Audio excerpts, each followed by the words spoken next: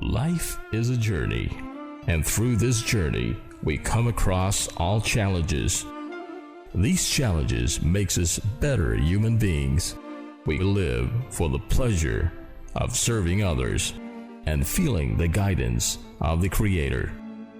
Join us and explore the opportunities to overcome your difficulties this Ramadan, here on the Nation Station. You lift me up high, you spread my wings and fly me to the sky. I feel so alive, it's like my soul thrives in your light.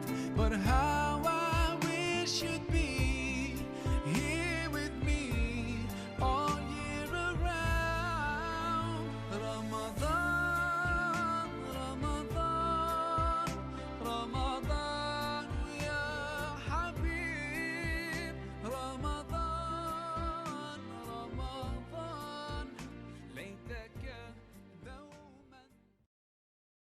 Bismillah ar-Rahman ar-Rahim. In the name of Allah, most gracious, most merciful. All praise be to Allah, the Master of the Day of Judgment, and peace and blessings be upon our beloved Messenger Muhammad sallallahu alaihi wasallam.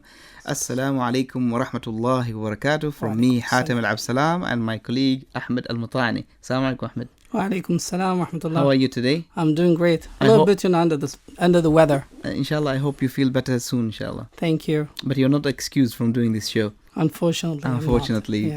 Yeah. Welcome to your program, Life as It Is. Today is, I think, the 5th day of the program, if I'm not mistaken. Correct. And today we have a very important topic, and Ahmed is our man for this topic. The topic of today is implementing what we learn in school. So, Ahmed, why did we choose this topic in the first place? How did this idea come? Well, I don't know. You trapped me with that topic. No, we when we were talking about selection of the topics, we're trying to target all the domains, like educational, psychological, economic, name it, So we thought that we should talk about something related to education. And since we're talking about issues related to life, we thought, we should shed lights on the education system here in Oman and how can we work together in order to improve the situation here in Oman. And also because education is a very important, vital part of our lives. Correct. Yeah, education and health. So that's why we said we have to have a dedicated program discussing the issues of education. Now, there's a very big trend in terms of the education system quality. Correct. Yeah. Since the times when it started in the 70s or even before that until now. And the outcome of the education system is different. Correct. Yeah, the old generation and the new generation. So there's a very big debate between all generations about what was the best time when the education was at its peak. Yeah. Yes. And at the same time, people today, some of them are talking about why are we studying lots of things in school that we can't implement in our lives, Correct. in our careers. So should we go through that cycle of learning all these things in school that maybe they are not really relevant when we go to the workforce? So today, inshallah, we'll try and find out more about this topic, and we have also to invite our listeners. They can call us on 24602058. That's 24602058, and let us kick off. Yes. Since you were talking about the idea of comparing between the past and now, and the idea whether what kind of things we should learn when it comes to combining what we learn and what is needed in the market.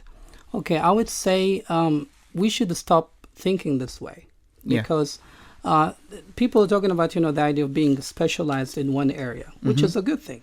But at the same time, you need to be knowledgeable about a lot of things happening around you. Okay, you cannot just say, I'm specializing in economics, okay, so I have to stick to that. You need to have, a bit of everything so that you can cope with the changes happening around you. And we live in a global, society where everything is connected. Yes. So you cannot separate yourself, from things happening around you. So this concept of just specializing in one area, which is also needed. I'm not saying that we should not, be a specialist in one area, but at the same time, we need also to get ourselves acquainted with a lot of things, happening around us. I always talk to my students, that we should, learn about things which are concerning us. Yes. Like last time we were talking about in one of the classes, we were talking about politics, we were talking about economics, we were talking about so many things. And one of my students were asking me, why, teacher, we're talking about this? I said, you need to know about this. And actually nowadays, a lot of employers will look into somebody who's familiar with a lot of things. Yes. Because they need to see somebody who is knowledgeable, somebody who can cope with the changes happening around that person. And has general knowledge of exactly. almost everything. It will be difficult to get yourself familiarized, with everything. But I'm saying at least, when it comes to the basics of everything is a very required thing nowadays. And maybe, Ahmed, maybe people forgot the value of knowledge. Yeah. In the past, people used to learn because of the value of the knowledge. Yeah, Correct. It was a very important thing in life. More than the wealth that you acquire is having knowledge. But nowadays, maybe people are moving towards, some of them, not Yes. all of them, towards I'm gaining this knowledge to get a better job. Correct. Or to get a scholarship, or to improve my status in the society. So maybe the reasons now have changed for seeking knowledge. Yeah, definitely. People now, as you said, one reason is that it's a tool to get a job, a better job, supposedly. So, and some people also look at education as a way to have, kind of a prestige in the society. The more qualifications that you have, Yes. the more you're perceived, by a lot of people around you. So if you're a master degree holder, people will value you more. Also, if you have a PhD degree, you'll be also perceived as, somebody who's knowledgeable and so on. And that respect level will increase according to the number of qualifications and degrees. But we need to talk about, first of all, what do we mean by knowledge? Or what do we mean by education? Yes. Are we talking about only a piece of paper that, people will get at the end of their study? Or are we talking about real knowledge or real education that transforms people lives, from a worse situation to a better situation? So we need to really clarify all these misconceptions, and then we'll have a very productive society who value the importance of education rather than just valuing, pieces of papers. And also we come to another segment of the society that prefer the shortcuts. Yes. Yeah. So they are more prone to learning what is important. What will help me in life, and that's it. Anything extra, I'm not really keen to that. Yeah. So what can we say about that segment of people? Well, you need to do that. Let's say if you have to do a certain job, you need to learn how to do that things, and you need to read about it. You need to educate yourself about things. But at the same time, as I said at the beginning, you cannot separate yourself from things happening around you. And in fact, if you do so, you will be left out. You will be always behind. And in order to cope with the changes, as I said before, that happening around you, you need to, expand your horizons. And this is the way to advance. In a lot of advanced societies, you find people who have different knowledge areas or domains are the people who are successful in life. Because this is, how you rate success in life. How much contribution you can give to the society. It's not about you. You cannot live by yourself. You need to, the first program that we had before, they were talking about the art of giving, Reem and Ali. And I think... Let's connect. Yeah, let's connect. They were talking about the idea of giving, and in order to give, you need to be knowledgeable in terms of knowledge and so on. So there is a lot of work to be done when it comes to transforming all these ideologies that we have about just focusing on one thing and not, being able to connect, between the other dots. I think, Ahmed, focusing on one area can come later on in life. But as at the beginning of your learning cycle, which is the elementary or KG, Yes. or primary. I think it's very important to have the taste of everything. Correct. Yeah, to learn all the different sciences in life. And then when you grow a little bit older, you'll be able to make out what areas you want to learn more. Yes, absolutely correct. Like when it comes to the idea of being exposed, and this is one thing that we need to talk about. Okay, when should we expose, our kids to the idea of education? Yes. Because there is a myth, actually, or misconception, I would call it, that there is a certain age where people have to learn, or they have to start learning. Actually, and most of our Middle Eastern societies, they think that, the learning of, or the learning age is after 8 or 7 and so on. But actually, a lot of studies, findings prove to say that the earlier, the better, for the kids. And this is why, they put a lot of emphasis in preschool education. Because it's the time where, since our kids don't have any kind of restrictions, they're very creative, they're imaginative, they can do a lot of things, and as a result, you need to make use of that stage, instead of just making them just have fun and play, and also the idea of underestimating their abilities and so on. And I think, Ahmed, it's only to the parents, they think that maybe at the age of 7, Yes. the child can start learning. But actually, it's not in our hands. Yeah. The child starts learning from the day he is born or she is born, because they look around them and they adopt to the environment. Yeah, that's how they learn how to speak. Exactly. That's how they learn how to walk. That's how they learn how to imitate. Yes. Yeah. So all these things are learning. Yeah. Yeah. Whether the parents are aware of this or not, the child is learning. But at the same time, you're absolutely right. But at the same time, we need to create the right environment for learning. And instead of just making the student or the kid, learn from the surroundings, which could make him, sometimes make wrong choices, which is not a bad idea too. Yes. But what I'm saying is that at least you need to help your kid, or a student maybe at early stages, to really discover the world around him, by providing him with a very educational environment where he can improve, he can develop his skills and so on. But we don't have that. We just assume that they are too young to learn. We underestimate their abilities. I have a friend actually who has a kid who is like in his first months, not even completing 1 year. And the way he talks, he's American, the way he talks to his kid, you just feel that he's talking to an adult. Mashallah. And he's saying that they understand, what you're talking to them, but they don't have the articulation system to respond to these kind of messages and so on. So it's not a wrong idea to talk to your kids from early stages and try to talk to them about their dreams, their ambitions in life, and try to provide the right environment for them to learn. For those who have joined us just now, the topic of today is implementing what we learn in school, and with me, your host Hatim Al Abdilsalam, with my colleague Ahmed Al Matani. And Ahmed is in the education system.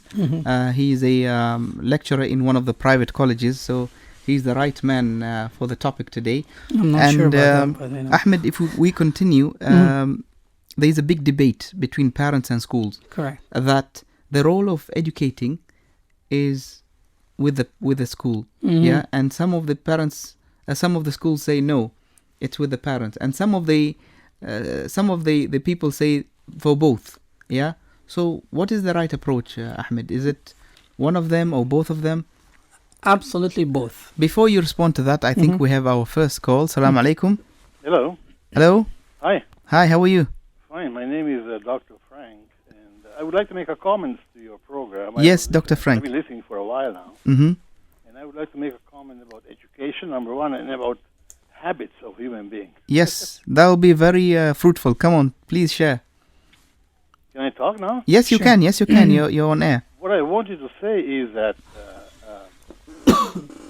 all the sort of fashionable things come and go, right? I mean, that's what happens to education. Yes. Correct. I believe that most of the things that a man learns, Mm-hmm. some of them are special, some of them are general. And the general aspect of learning is called common sense, right? Yes. Mhm. And the common sense is something that is really needed in a daily human life. It doesn't matter what you do, whether you're a doctor or an engineer, you need common sense. You're absolutely right. And what happened that in last century, or not in 19th century, Mm-hmm. there was a guy who established a rule called 80-20. And what it means basically that in any activity, it doesn't matter what you do, 20% is the special stuff, Yes. and 80% is common sense. Mhm. And that's why the common sense is so important. Great. And you absolutely. Second issue is about human being and about being. Human being is a habitual creature. Mhm. You know what I mean? What happens is that most of the things you do in life, you learn during the first 5, 6, 7 years of life. And there are some aspects of this which people don't understand. First of all, the sooner you learn something, the more indelible it becomes. Correct. You know what I mean by that, Mhm. right? Yes. You learn something when you're 3 years of age, it will stay with you forever. Correct. And the important point is that applies to good or bad. You know what I mean? Correct. So what happens is if you learn something good, great. But if you learn something bad, it stays with you for the rest of your life. Because Yeah, you're in trouble. to change habits, as you probably appreciate it, is Mhm. very, very difficult. And that's the reason why cultures change so slowly. You know, if you look at the last 300-400 years, not much has changed really in culture. Correct. And the reason for that is what I just said, that the culture or the habits are transmitted during the first few years of life. Absolutely correct. That's all I wanted to say. Thank you very much, Dr. Frank. Dr. Frank, have you had experience in education? Even with your kids? Do you have kids? I'm a pediatrician. I've been teaching Pediatrician, a lot at okay. university. Even I've been here for 25 years. MashaAllah, MashaAllah. And I've been teaching young doctors, young graduates from the medical school. And I've been doing that in Canada. So, yes, I've been involved in teaching a great deal. Dr. Frank, what do you think of the current education system? The graduates are coming from the education system at the moment. Do you think that they have both the special and the general knowledge that you just spoke about? This is a topic. But to cut the long story short, Yeah. I think that there is a large space for improvement. Mm-hmm. And I think that there is, I met a lot of young Omanis from the medical school, from other faculties at the university. Mm-hmm. And I have to tell you that the young Omani people, they have a lot of common sense. They are very bright. And Yes. they are fired up to work. Yes. But what happens after that is a different story. Thank you so much, Dr. Frank, for sharing. And You please. know what I mean, I guess. Yeah, we got you. Thank you for sharing, Dr. Frank, and please continue following our program. We're honored to have your call. Thank you very much, and I wish you all the best. Thank you. Thank you.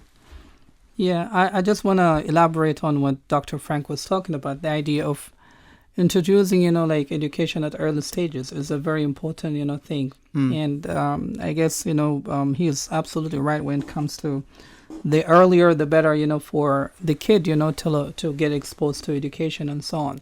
And we need to stop, thinking that, they don't know anything. Okay, they are too young to learn and so on.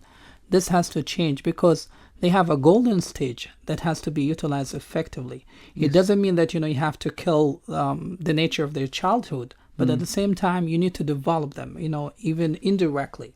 Yes. You need to watch them. You need to talk to them. You need to see what they're interested in. And accordingly, you develop, a strategy, okay, for them to shine and become, even scientists maybe, or, like talented people in one of the areas. I would like to add one more element to the ones Dr. Frank has added. He said the special knowledge and the general knowledge, which is common sense. But the special knowledge is like things like math and science and the other things. I would like to add one more, which really contributes to molding the personality of the child, which is morals and ethics and values. Correct. Yeah, that can be also part of education, which has nothing to do with these two. Yes. Yeah, so it has to be taught through parents, through the society, and maybe even school.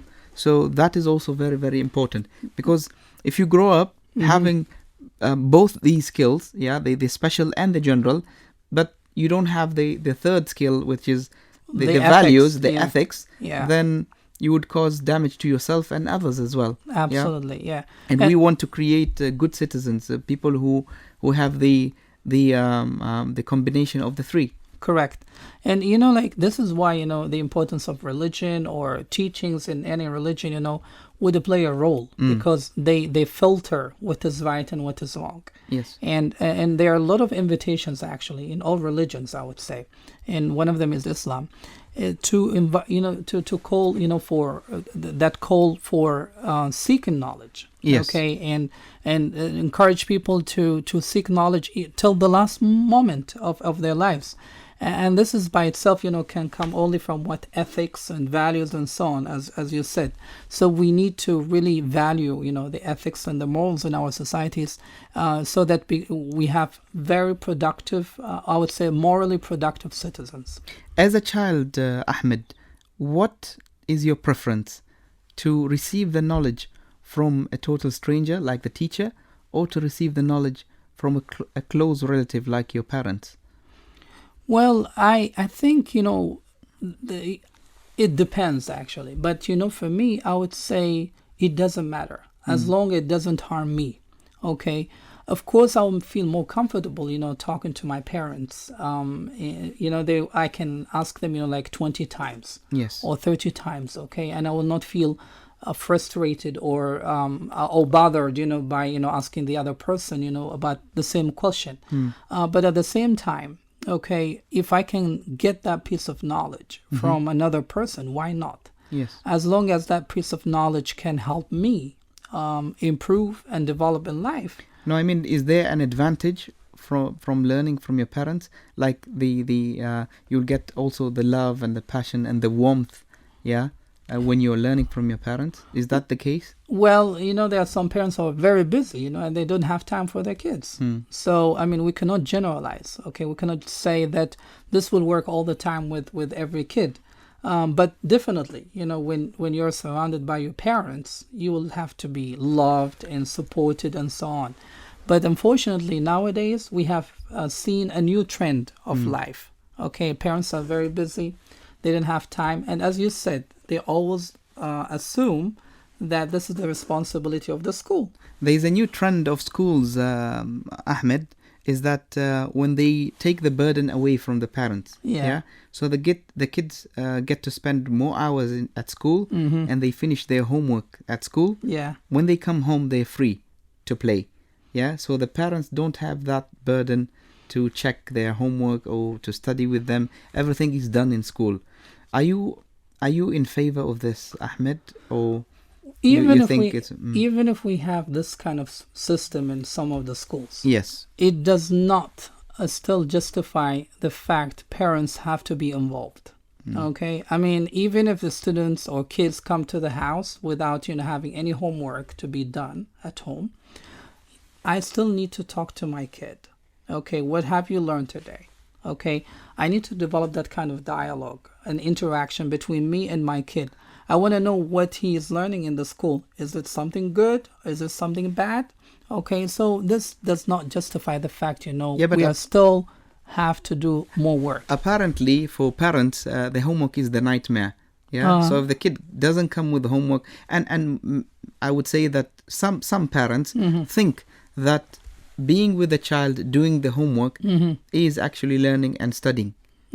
But doing homework is just for the child to practice. But studying comes later on. When you discuss what you have learned in school. So like if the child has something to do with writing, they will just copy. They will just do what they are told to do.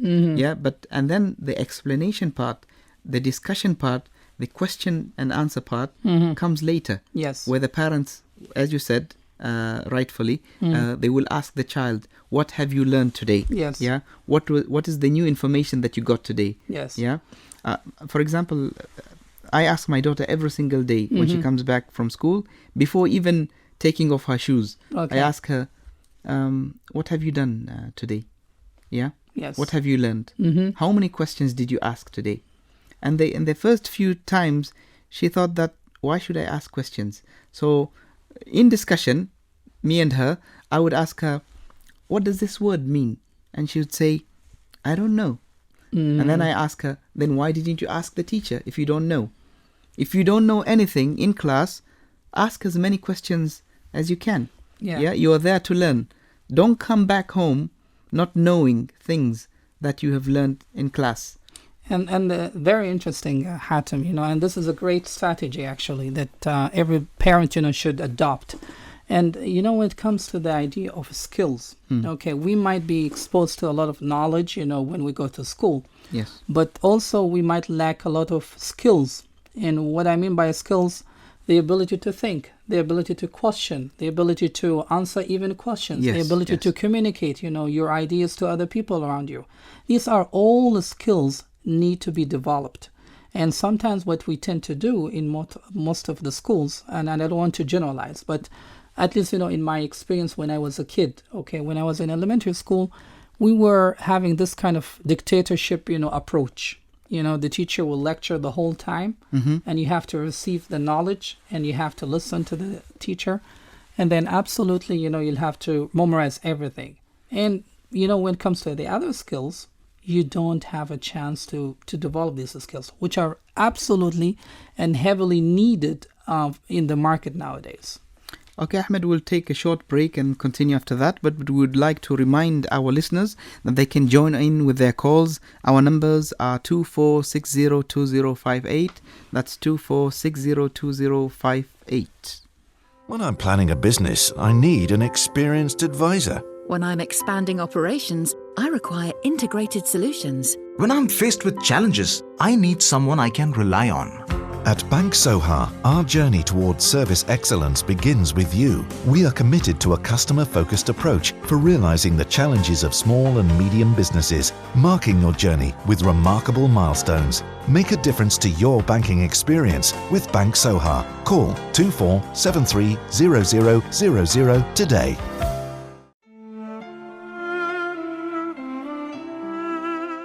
Let us take you on a spiritual journey through our voice this Ramadan. Dear listeners, welcome back to your program Life as It Is with me, Hatim Al Abdilsalam, and brother Ahmed Al Matani.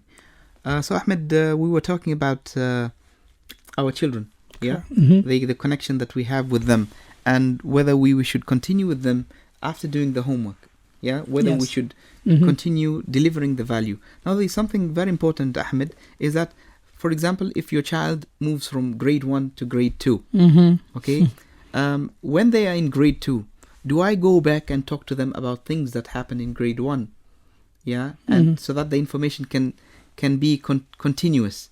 They should be a link between one grade and the other. So do you want to talk about reality, or you want to talk about what's supposed to be done? Both. Start with the reality.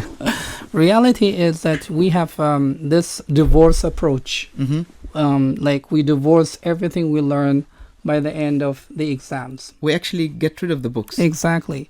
And like if you go, like, I don't know if this practice is still around, but I remember like we used to see a lot of books thrown away. Yes. Okay, during the summertime. Yes. So if you go to places where people go and throw garbages, you find a lot of books are thrown away.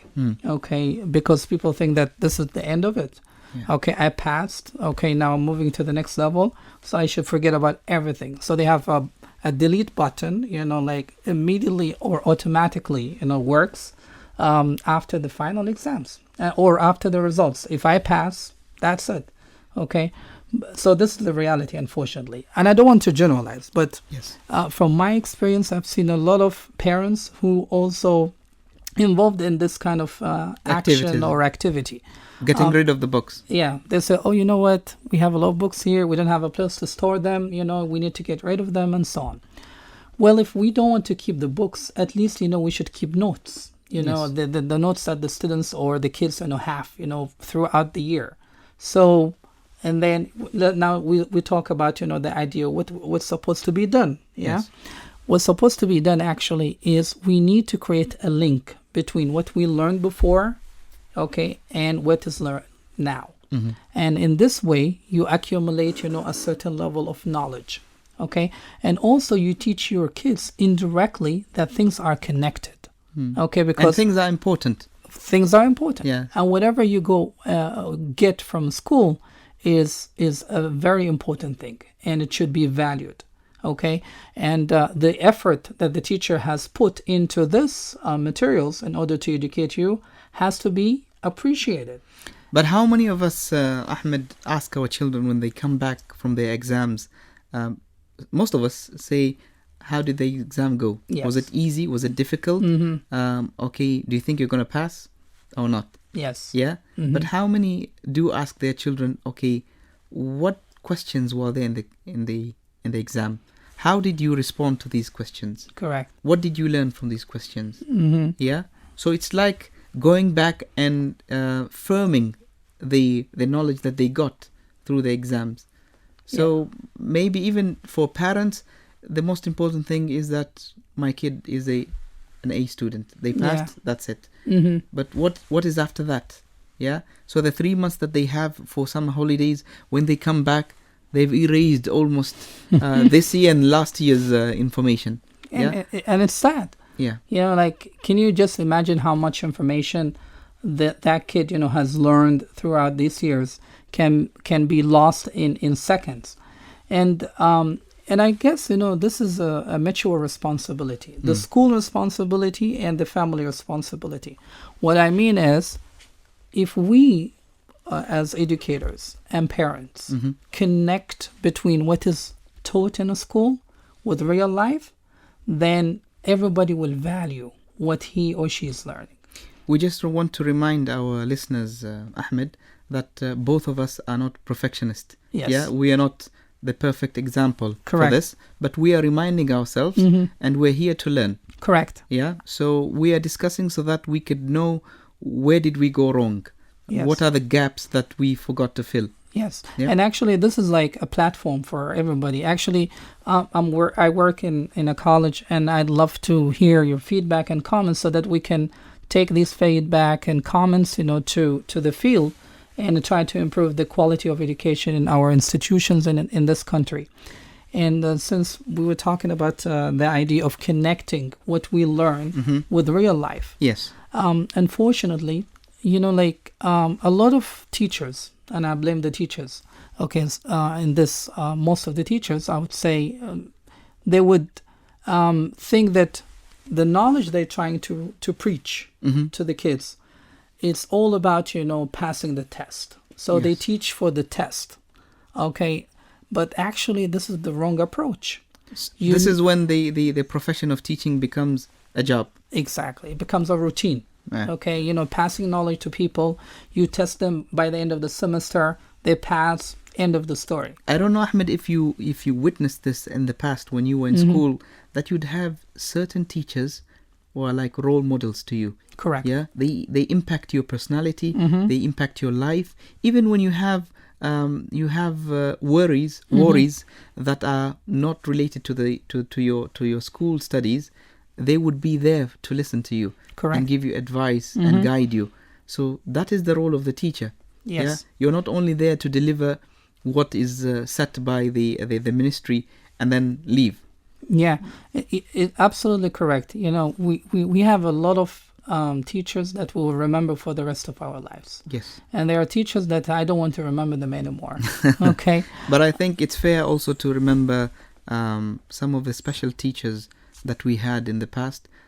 Even say their names. Do you have any particular teacher that you remember, Ahmed, that you want to say hello? Well, I want to say thank you so much, Sheikh Hamoud Sawafi. You know, I'm so grateful for this Sheikh. I have learned so much from him, especially when it comes to developing, you know, my personality. You know, he motivated me a lot, you know, to chase my dreams in life. I had the honor to be with him for some time, and I learned so much. So I'm so grateful for him. I'm also grateful to one of my teachers who taught me at the high school, the 12th grade. Since the beginning, I was very poor in math. Okay. And I almost passed on the line. Yeah, and I hated math. And when I moved to the 12th grade, I took this teacher who's Ustad Muhammad Abu Al and he taught me math in such a way I really loved the subject. Wow. And I almost scored the full mark at the final exam. And I even went further and went to study accountancy because of him. Wow. So I salute my teacher, Ustad Muhammad Abu Al It's been I don't know, since 95. Wow. It's a long time, and I would love to. You're very old. I wish if I could see him and kiss his forehead for the service that he. You're very old, Hatim. Yeah, yeah, I know. Okay, you don't have to say it twice. Anyway, like we need to note something here. What could work maybe in the past might not work nowadays. Yes. Because the needs are different, compared to the past and now. So maybe a certain style in the past, was very effective to meet the needs of the society. What was the style of the past? Well, for example, like a lot of drilling, like people will just ask you to do a lot of things, so that you become like a machine. But they will just forget about a lot of things when it comes to developing skills. Yes. Okay. How to communicate to people, for example, how to think critically, how to criticize, how to evaluate things around you was a missing thing, actually. We have a call. Salam alaikum. Alaikum salam. How are you, brother? I'm all right, thank you. Thank you. Yes, go ahead. Who is this? This is Hamdi speaking from Man LNG. Hi, Hamdi. How are you? I'm fine, thank you. Yes, Hamdi. We want to hear your thoughts about today's topic, implementing what we learn in school. I see. Yes. Well, I heard. I was listening to your program slightly. For me, I put it down to 4 areas. Yes. What's from school, and of course we know the general when we learn from school, especially at a young age when you first start. For example, myself, I learnt. All my schooling was from UK. MashaAllah. And so from childhood until school leaving age, it was all basically there. And learning the way I looked at it was, say, what you learnt at school and what your parents have taught you just when you first start at school. Yes. I feel this is quite an important area. So is there a partnership between the school and the parents? So they are both working together to educate you or transfer the knowledge to you? Yes. See, because you tend to learn from your home, domestic learning, and at school, it tends to your learning starts to rotate on your social skills. Yes. And on others rather than just on your relatives. You would have your kind of social skills, for example, with your relatives. Yes. Where you don't really talk to strangers. So, of course, when you go to school, you're being more exposed on strangers.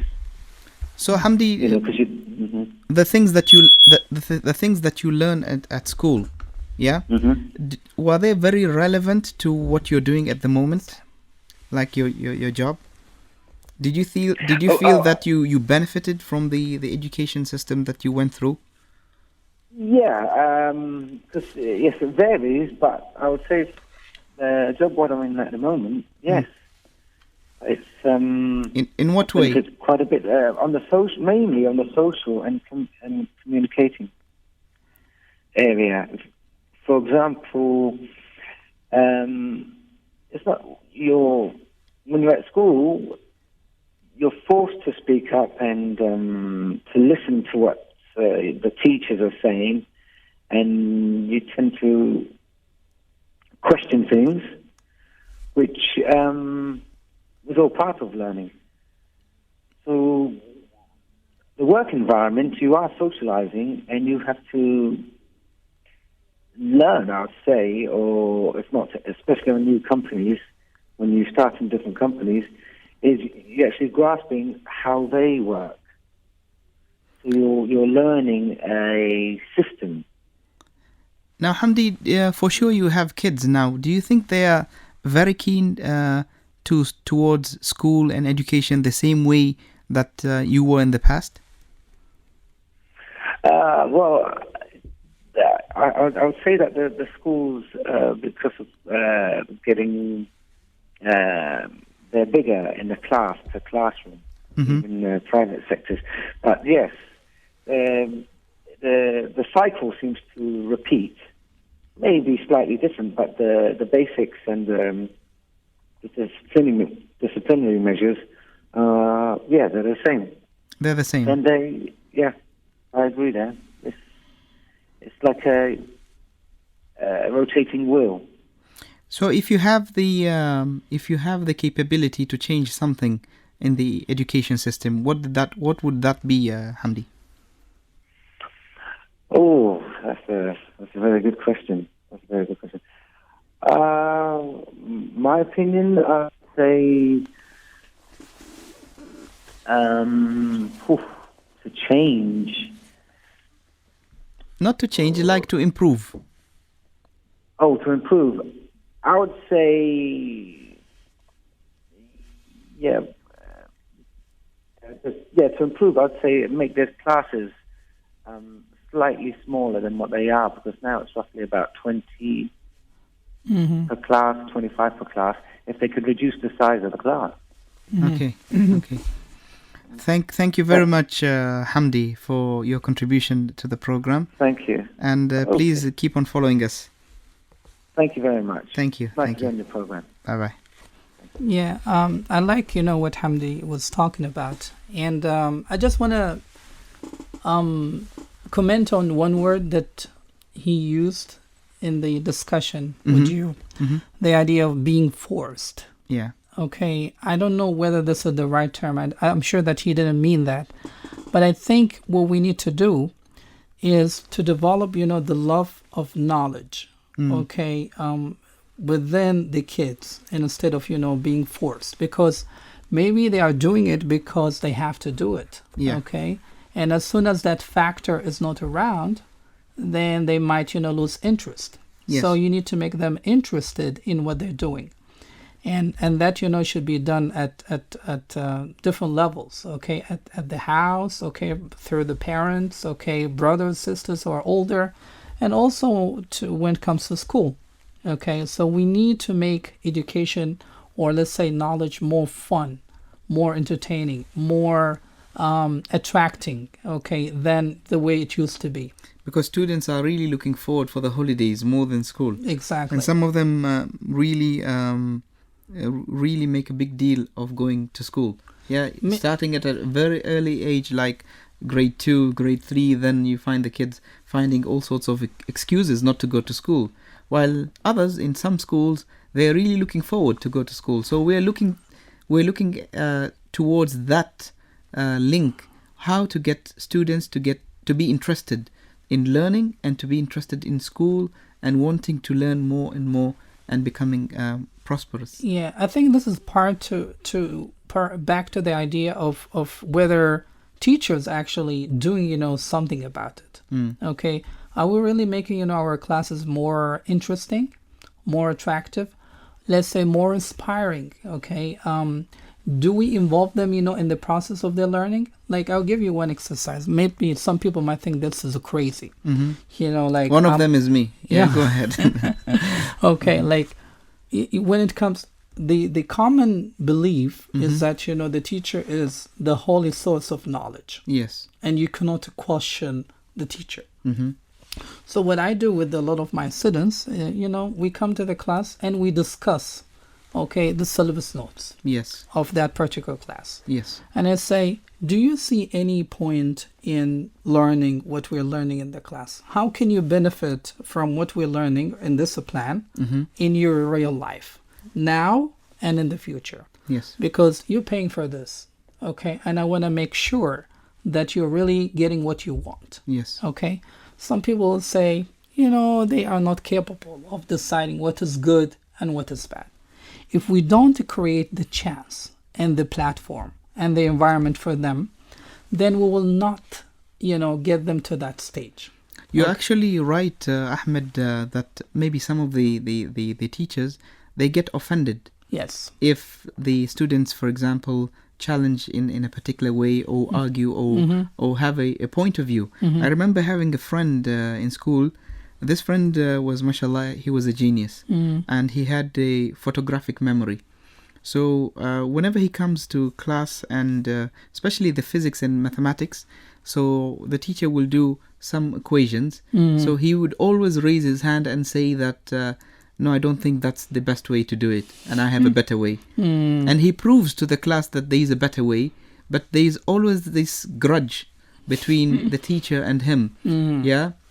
And the teacher doesn't really like my friend correcting him or showing easier methods to do things. Although the student said it very politely in a very behavioral way, and he did not offend the teacher.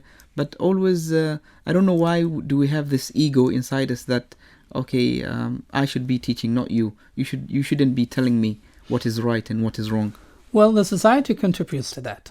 Okay. In what way? I will tell you. Remember, like when we used to have a clash with our teachers, not doing a homework or answering, something, incorrectly and so on. And you go home to complain about, the reaction of the teacher. Yes. Maybe the teacher will punish you physically, verbally, name it, Yes. So you go back home and to complain about, that particular teacher. What kind of reaction you'll get from your parents? You deserve it. You deserve it. And not only that, they will add to that punishment. Yes. And not only that, they will get you back to the school humiliated in front of other people. Yes. Or your classmates. Not listening even to your side of the story. Exactly. They are not ready because, teachers are holy people. They're always right. And you have to respect them, okay? I'm not saying that we should not respect the teachers. One of the good memories that I have from school, Ahmed, is that we had a system in school that if one of the students create mischief in class, the law is everyone gets beaten. Wow. Yeah? So whether you done it or you haven't done it, as long as you're part of class, then all of you stand up and raise your hands, so that we can show you the taste of it. So I think some of the things that are happening, maybe they might not be right. They are not contributing to the students loving to learn.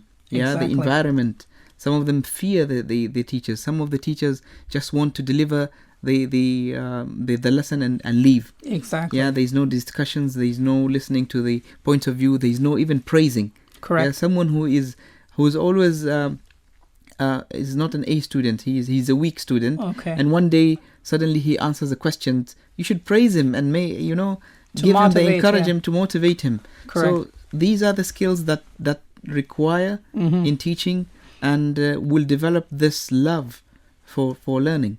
I don't think no matter how many times we change the education system, the syllabus and everything else, it will never change the perspective of the students, because it is not about only what we learn, it is about how we learn and how the knowledge is delivered to us. Exactly.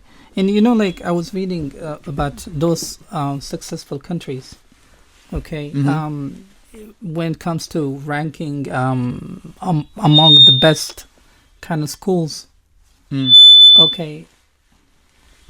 I think there's something wrong with this. Okay.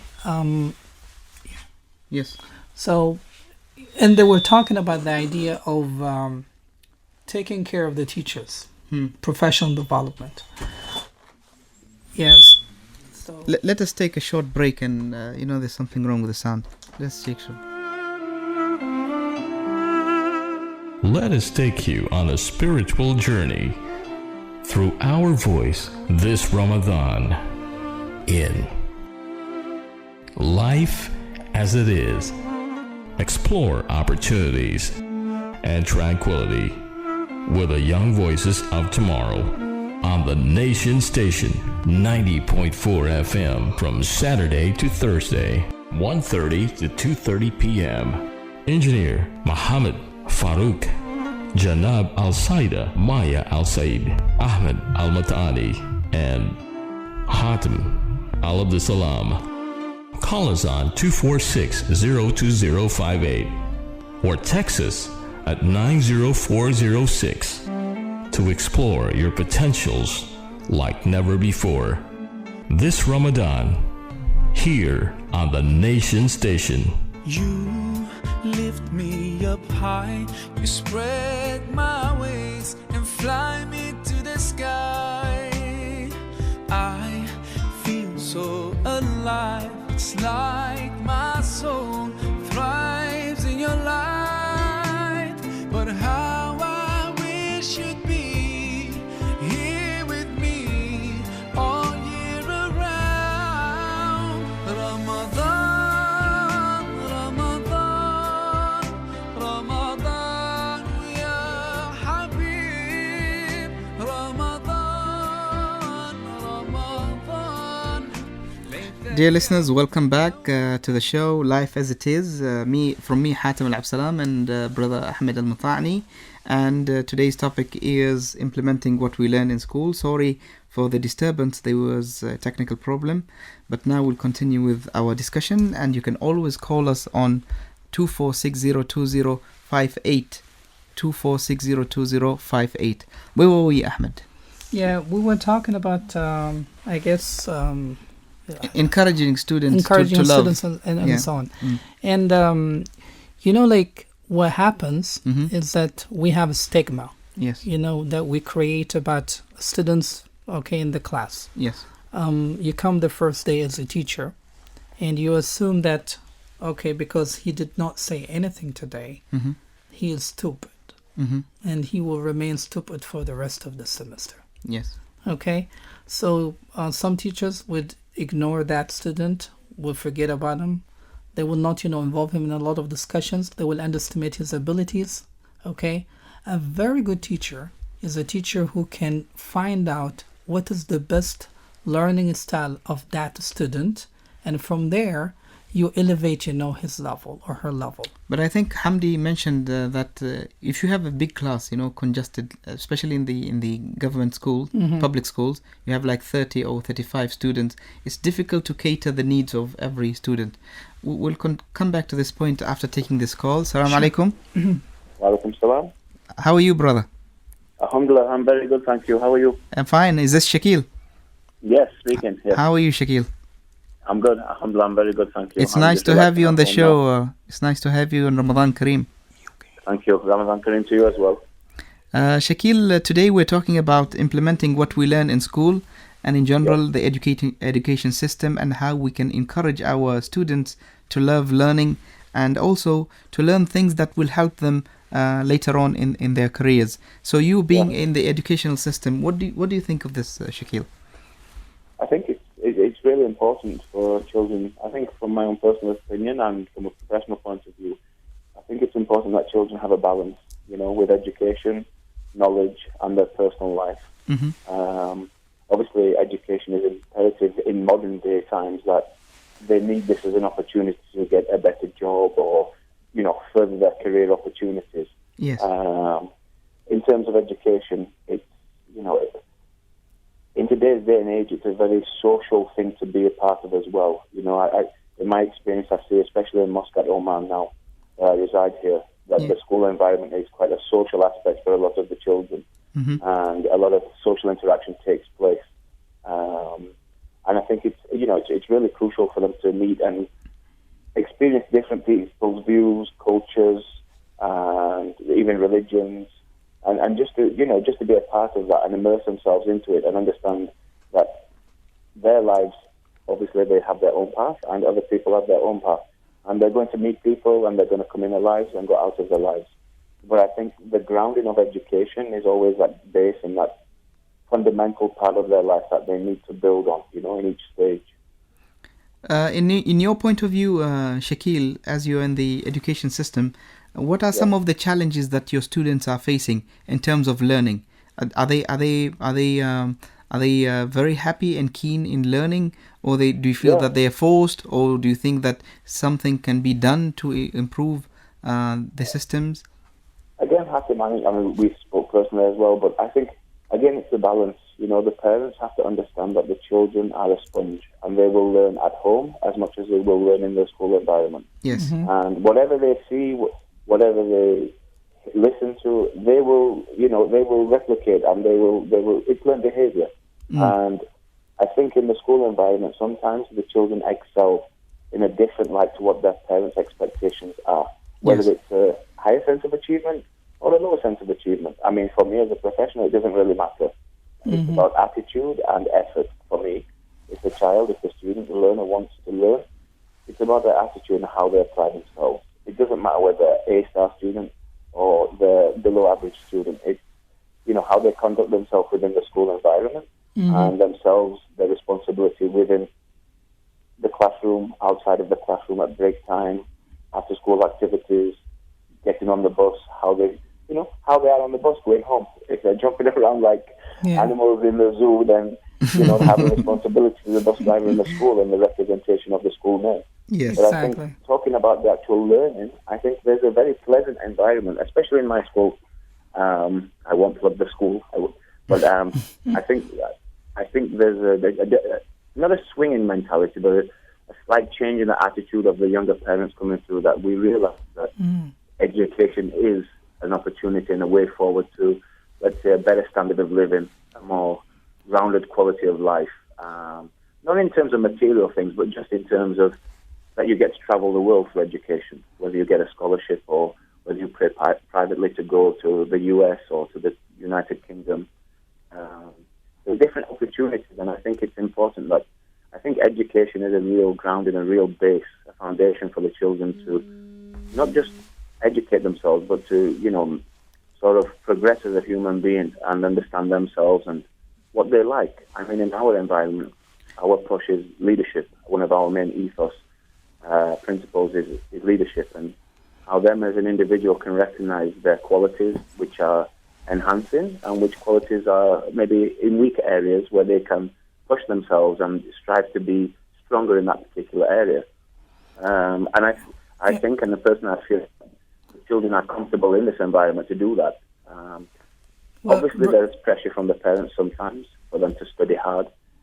There's a culture here different to mine in the UK, that they go home from school, they have a full day, and then they go home to tutoring, and then they have homework, and then it's maybe do some prayers, do salah, shower, eat, and sleep. And I think there seems to be a larger capacity of pressure, sort of peer pressure, in my experience. And that's one of the things that we talk about in school as well. We address these issues, that the exams, they are very crucial and they are important. But also, it's important about finding a balance, We want them to learn because they want to learn, Shakil, not because we're, Yeah, I don't know whether this concept is very,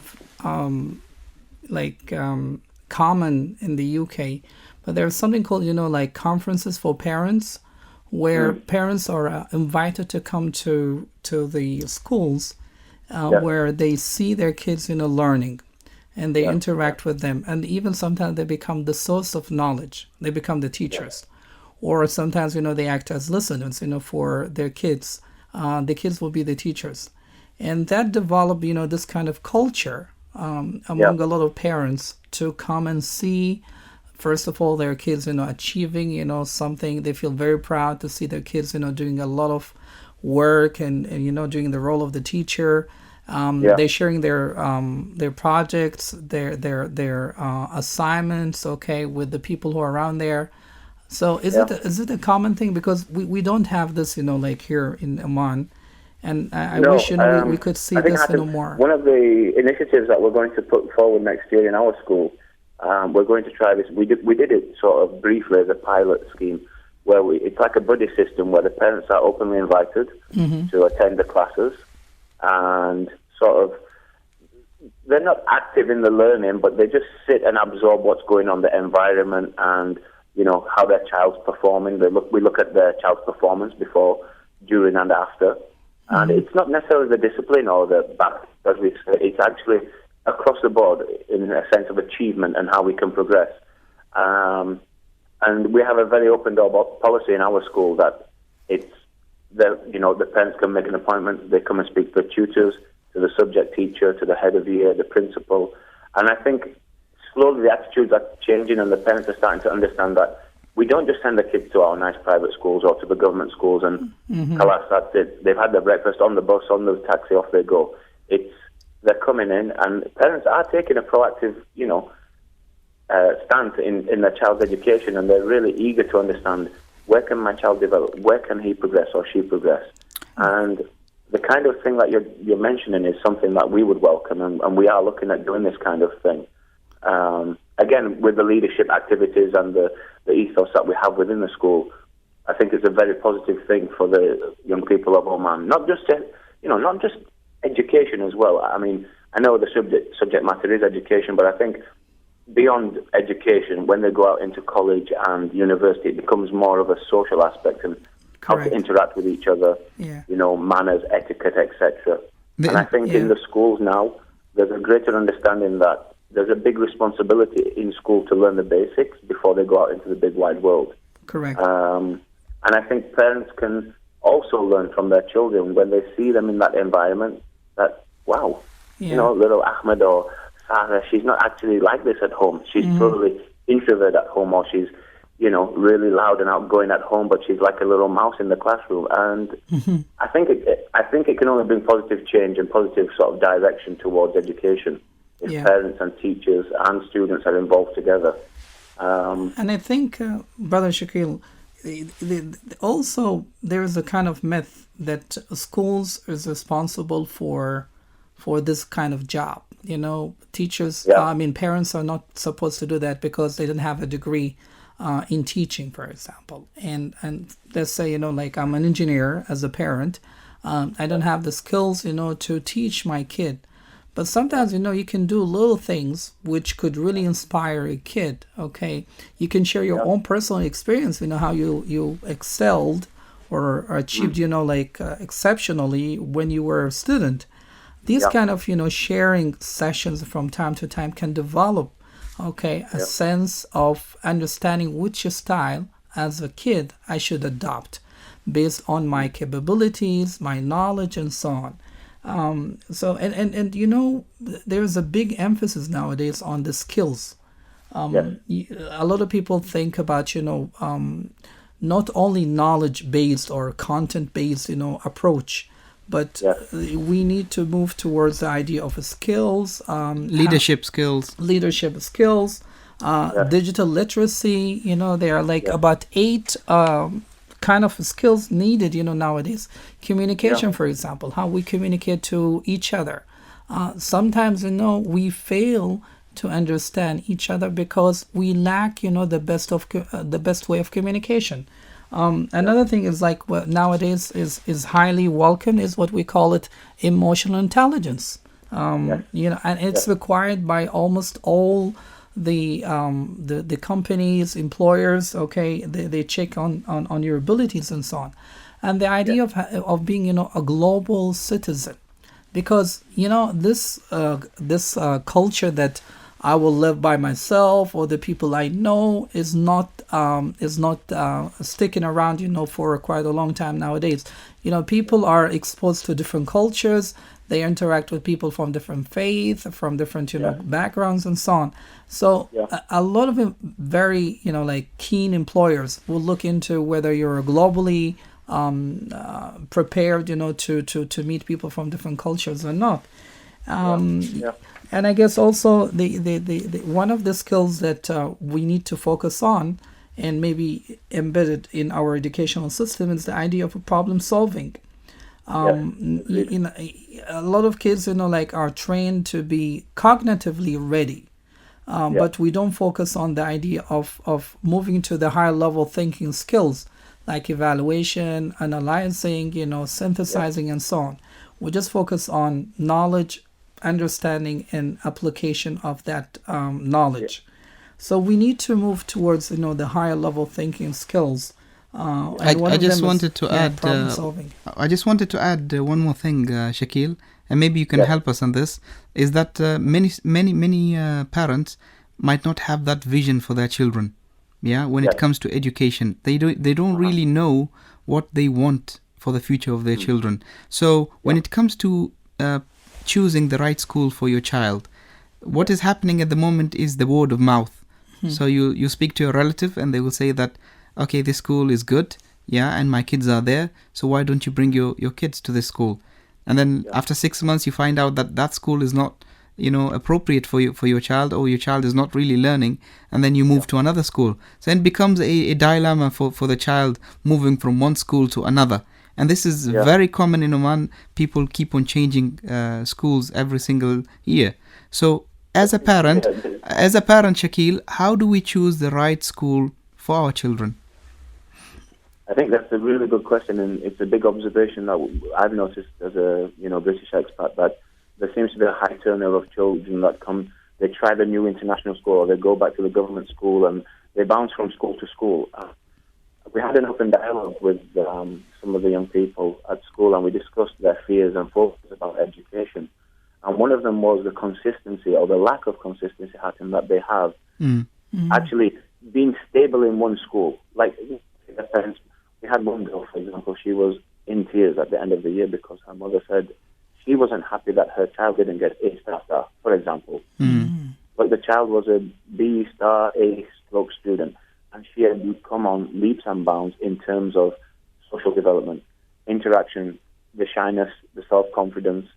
She'd really sort of flowered as a young woman, She'd gone from sort of 12 to 13, and she'd just really developed. But the mother had this idea that X school was better because her cousin's sister recommended it, and it is a cultural thing, and it is it's affecting our children. It is, we have to give it more than one academic year in a school. Yes. You can't measure, in my opinion, a child's academia on one academic year, 9 months.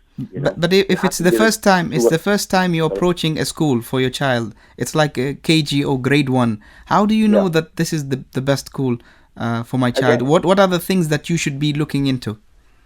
Again, Hatim, you have to look at the standards that the school set in. You have to speak to the principal, even to the board directors, to the chair people, to the teachers, the people that are actually going to be physically interacting and taking care of your child. For majority of the time, we spend more time with the children than the parents do in educational terms. And you have to just make an appointment, go and speak to the teachers, ask them very direct questions. What is your discipline procedure if my child did this? How are you going to implement phonics for my child? And, you have to, as a parent myself, you don't always know everything that the child wants or what the school has to offer and how they're going to find the balance. But as a human being, I think it's important that as a parent that we find out the essence of the people that are teaching our children. What facilities do you offer? Is there after-school activities? Do you offer a netball team? Do you do stitching for the girls, makeup, whatever, swimming, etc.?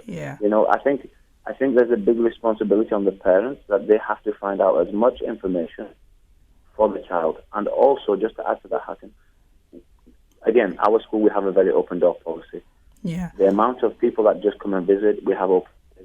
Bring the children in. Let them feel they're the best ones that will tell on their gut instinct, on the vibe that they feel. They can come in for taster days. Yeah. Spend time in a classroom. Have a walk around the school. Come 2-3 times. Do an entrance exam. Meet the teachers. Meet the head of departments. And ultimately, at the end of the day, you're only going to really find out once you enter the school and you start working and you start start studying. Yeah. But as a parent, like what you're saying, the responsibility is with the parent. But they also have to give the child the opportunity as well to express their emotion and feel about a particular school or the educational establishment. And if I may add, at the same time, a lot of parents have certain expectations and they want to see these expectations on their kids. Yeah. Well, their kids, might be different from the parents. So you cannot, base your own personal experience, on your kid. Maybe you're a scientifically oriented person, but your kid is not. So you cannot just, say, what worked for me will work, for my kid. You need to see, his potentials, his interests, and so on. And you need to guide him, Of course, you'll have... That's exactly what you're saying. I concur. I totally agree. Mm-hmm. Everyone's an individual, and we all have our own individual needs. And generally, children, they want to emulate what their father is, a doctor, an engineer, or a teacher, or, a laborer or something. And we want to make our parents proud. Yeah. But ultimately, we shouldn't live in their shadow either, Even me as my mom, she's very proud of me, mashallah. But where sometimes I look at her and I think, maybe did I achieve what my mom really wanted from me? And I think it's, as a parent and as a grown-up, we have to really take a huge responsibility in saying, look, son, look, daughter, this is what I've been. I did this as a child. I did this in my college years. I did this. And explain it to them nicely and say, I want what's best for you. Not, I want you to be a doctor. I want you to be this. And pigeonhole them. And put them in the pressure. I think children should be given the right to express their feelings and their career choice. If they want to be a space cadet, then okay, let's send them to NASA. Push them and promote them. If it's not going to work, then try your best. And I think that's the main thing. But I mean, in terms of real academia, if someone shows a real passion for science or nanotechnology or something, then there are gifted and talented children that we do push and we do promote and we do network with the right institutes to get them, to complete a bachelor's, master's, PhD, diploma. Brother Shakil, thank you very much for your input and contribution to the program. I'm afraid we have another 15 minutes to wrap up, so thank you very much. And we're looking forward to hear more from you throughout the month, inshallah. Shukran. Assalamu alaikum. I think now we need to talk about creativity, yeah? Mm-hmm. Well, remember when I was talking about the idea of involving my students before that, Ahmed, before Shakil's call, you were going through statistics, about education. Please go through that and then say whatever you want. Yeah, actually, I was trying to check, upon the best countries in terms of education systems. Mm-hmm. And for my surprise, actually, I found that the first 4 countries, on the list. And where is this from? What are the statistics? And this is according to an educational organization, the UNESCO. Mm-hmm. And they were talking about, believe it or not, the first 4 countries are from Asia. MashaAllah. So we're talking about South Korea. Mm-hmm. We're talking about Japan. We're talking about Singapore. And we're talking about the 4th country is Hong Kong. MashaAllah. And they're like the first 4 countries. And then in terms of education. Correct. And so this is according to the examined in the report. And then, we have Finland, we have UK, Canada, Netherlands, Ireland, and Poland. So out of the 10 first countries, we have 4 countries from Asia. And this brings us to the idea of the way we look at experiences around us. Things are changing. Things are changing. Yeah. We always, tend to think that, the West, Europe, and America is leading in terms of education. And there's a lot of anger actually in the West nowadays because, education is really lacking behind. And I like this energy that people are not happy, because they used to export knowledge to people. People used to go to America, to UK, and so on. And now, things are changing. So, there's a call. Yes, we have a call. Assalamu alaikum. Assalamu alaikum wa rahmatullah. Ahlan. This is Reem. Reem, how are you? Alhamdulillah. I know you have a few minutes, so I'll make my just a quick contribution. Sure. From my personal experience, looking back at my childhood in the schools, I've personally experienced, school system in different countries. And in total, I've been in 10 different schools. MashaAllah. Because of moving around. Some schools I've been in for 1 semester, others a year or 2 years. And if I look at that experience, and I would sum that what made the most impact is when the teacher goes beyond the textbook, beyond feeding information, and actually even shares examples. There's a human approach to the teaching process.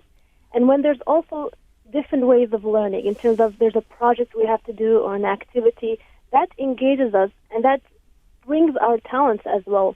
And what I've noticed is there might be a school that has an excellent reputation, but if you end up with a teacher that's not so good, it can actually make you not like that subject. Otherwise, you might go to a school that might be considered average, but you ended up being with a great teacher in that class, and makes you really love the subject. So this goes back to you might have a great system and process, but also the quality of the teacher in that classroom environment. And what I've noticed is that a very important thing is to instill in us the value, the quality of being a life learner. Because, information academically evaporates sometimes when you graduate. Information changes.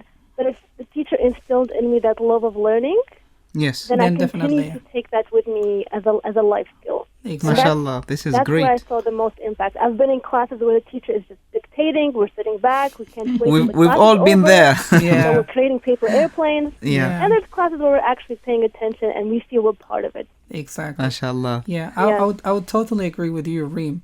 And this is back to the how we actually as the planners or people who are in charge of education look at how we hire actually teachers. Okay, and I mean by like teaching used to be a kind of a job or a major where people, I would say losers, would opt for when they don't find anything, they would just go to the College of Education, to graduate as teachers.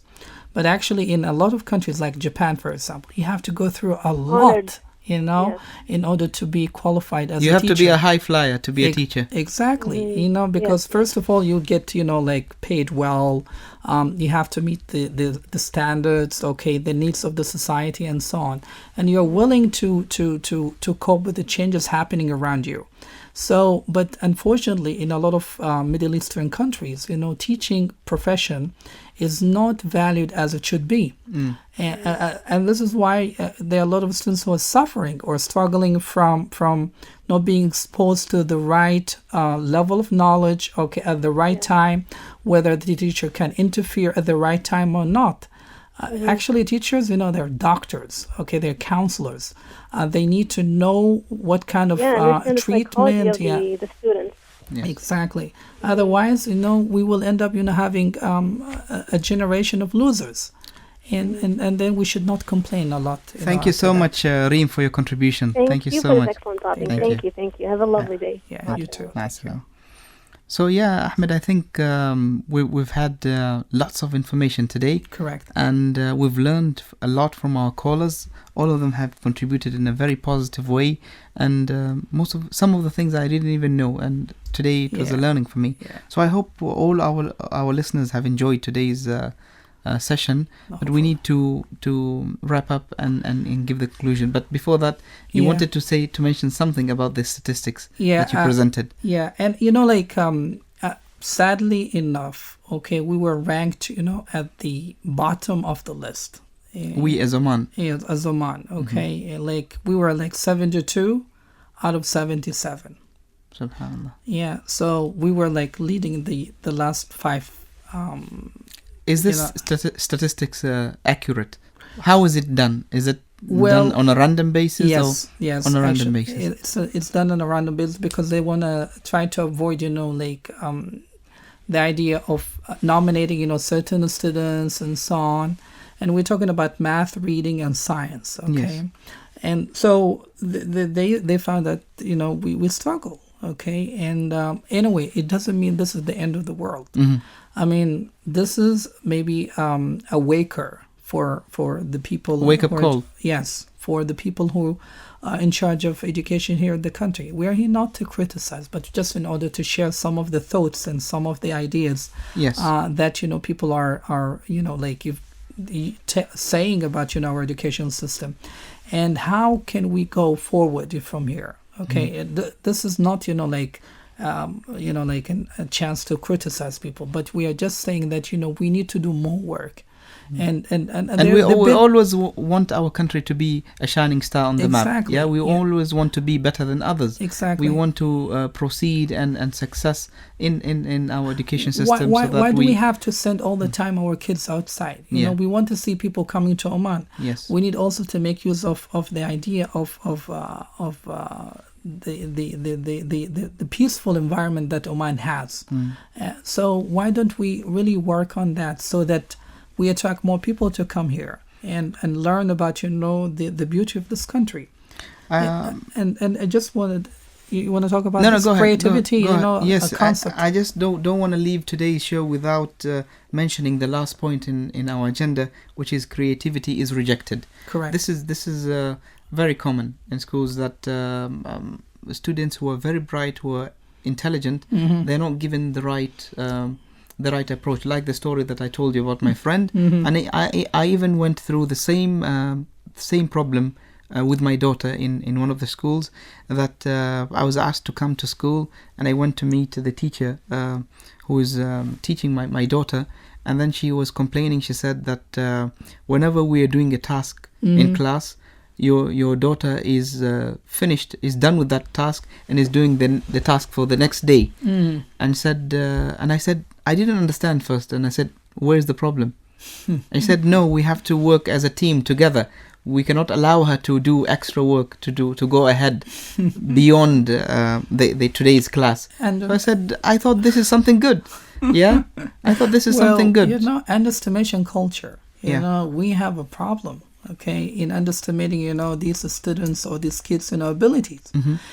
Such a kid should be encouraged, should be motivated, Yes. And actually, in there's a new approach nowadays called, flipped classroom. Yes. Where all the materials will be uploaded to the students ahead of time. Yes. And they can go through the materials the time they want. They don't have to stick to the pace of the teacher of the classroom, and the teacher will be ready, to deal with all these individual differences. Yes. Because at the end of the day, okay, you will not be able to graduate all the students as scientists. Okay, yes. But a special care should be given to these students, and I think when we have these kind of approaches that develop creativity and critical thinking among our students and our kids, then we'll be able to have a lot of scientists and a lot of people who can contribute to the society here in Oman and also to humanity. The other thing that I wanted to mention, Ahmed, for today is to have counselors in schools. We might have counselors in schools, but are they effective? Me as a student, if I have a problem with my teacher, I can't understand, or I'm a slower learner, or I have any issues with the teacher, I should be able to go to someone who is independent. Correct. And seek advice. I might be good at math, but I don't know what path should I continue with. So I should go to a counselor who could guide me and tell me what is the right things to do, who could share some points about my strength or my weaknesses. So the role of a counselor is very vital in a school. Yeah. And I hope this is being implemented in our schools today. In addition to that one, also you need to make use of the students who are excelling in their studies. Those who are doing really well. Yeah. You need to get them involved in helping other students. Yes. And this is, back to the idea of teamwork, because that will develop, this quality, which is actually needed in the real world. Yes. Okay. So if we ask, those students who are doing well to help other students who are struggling, then you develop this kind of teamwork culture. Okay. In addition, that we should also have, counsel.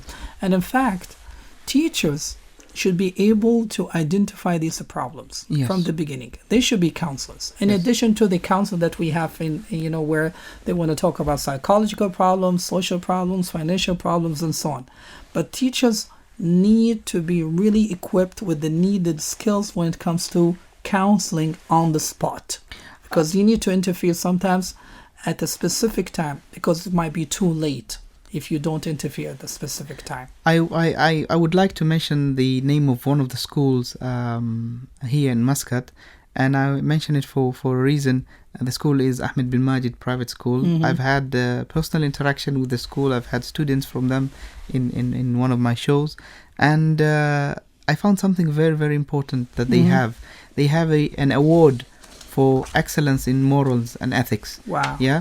When you award your students not for only educational excellence, but also in ethical and moral, because people differ, or students differ in their abilities. Some of them excel very fast in their studies. Some of them, they have other areas that they are excelling more than the A students. So you should also recognize those students who are excelling in their morals, in their conduct, Correct. who are supportive, who are team members, who are, helping out the school in all activities. So we should recognize those students as well.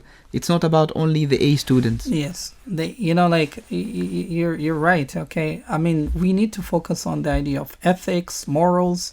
Okay, because these are tools that drive us, from time to time. Okay, when we know that it is very important to learn because this is part of our teachings and culture and so on, then we'll be driven towards, excelling in our studies and so on. Ahmed, I wish we could continue forever with this topic, but I think we're running out of time. Correct. And we don't even have time to summarize what we've learned in this today's show. But we promise to post on our Facebook Live as it is all the points that we have learned from today's show, from our callers and from the notes that we have. So see you tomorrow, inshallah. Any idea what's tomorrow's topic? I totally forgot. Well, I don't know, to tell you the truth. Okay, never mind. Yeah, I think it's Maya tomorrow. Yeah. If you give me a second, I can figure out. Yes, what's the show tomorrow? It's single parent. Single parent. So tomorrow we have a special show with Sister Maya Al Saeed about single parenting. So please tune in for tomorrow from 1 to 2:30. For today, from me, Hatim Al Abdilsalam, and my brother Ahmed Al Matani. See you then. Assalamu alaikum. Alaikum salam wa rahmatullah. Never think of change. Be the change. Thank you for being a part of this amazing journey. Life as it is. Here on the Nation Station, Radio Sultan of Oman, 90.4 FM.